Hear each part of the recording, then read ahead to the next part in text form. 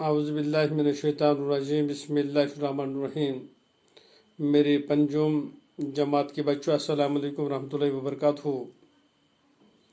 آج ایک نیا سبق ہم لے رہے ہیں آپ کی کتاب سے۔ آپ اپنی کتاب نکالو، صفحہ نمبر 94 تو جو سبق ہم لے رہے ہیں اس کا عنوان ہے شام۔ یہ ایک غزل ہے جو جواہرلال پرساد برق نے لکھی ہے۔ تو اپنی کتاب نکالو، آپ صفحہ نمبر 94 پہ آ جائیے، نکال دو اپنی کتاب بیٹو۔ ہاں، پہلے اس آپ کے کتاب میں کچھ لفظ دیے گئے ہیں، ان کے معنی ہمیں ڈھونڈنا ہے۔ بسیرا کرنا پہلا لفظ ہے، گھریلو گھونسلے میں آنا، گھر یا گھونسلے میں آنا۔ تو دوسرا ہے تاریخی یعنی اندھیرا۔ تیسرا ہے دیے، مٹی کی چراغ کو بولتے ہیں، چراغ برین ہے چوتھا۔ اونچا آسمان، بے روغن ہے پانچویں، اس کا ہے تیل کے بغیر۔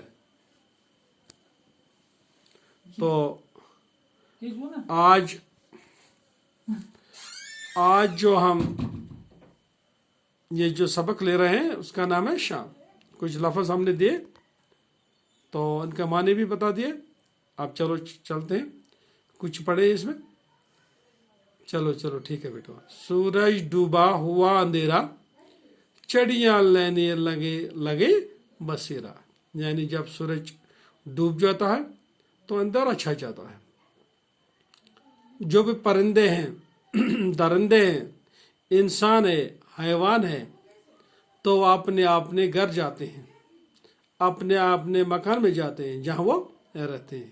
یہی بولتا ہے جواہرلال پرساد برق کہ جب سورج ڈوبتا ہے تو اندھیرا ہو جاتا ہے، چڑیا اپنے گھر گھونسلے میں جاتے ہیں، انسان اپنے مکانوں میں جاتے ہیں، اور جو پرندے درندے وہ اپنی جگہ جاتے ہیں۔ تو اسی طرح انسان بھی اپنے مکان میں آ جاتے ہیں۔ اور دوسرا اس کا ہے دن کا غائب ہوا اجالا۔ آپ بچوں کو معلوم ہے جب دن ہوتا ہے تو روشنی ہوتی ہے، ہر کوئی چیز صاف نظر آتا ہے۔ جب دن کا اجالا جو ختم ہو جاتا ہے، غائب ہو جاتا ہے، تاریکی نے پردہ ڈالا۔ تاریکی نے کیا ہوا؟ اندھیرے نے پردہ ڈالا، یعنی کہ اب شام ہو گئی، اب کوئی چیز نظر نہیں آتی۔ تو شاعر کا مقصد ہے کہ دن کا جو اجالا وہ ختم ہو گیا، اب اندھیرا آ گیا، اندھیرے نے پردہ ڈالا، یعنی تمام دنیا پہ ایک چادر بچھا دی گئی تو اندھیرا آ گیا۔ آج بس اتنا ہی، کل اور پڑھیں گے۔ جب تک لے خدا حافظ، السلام علیکم ورحمۃ اللہ وبرکاتہ۔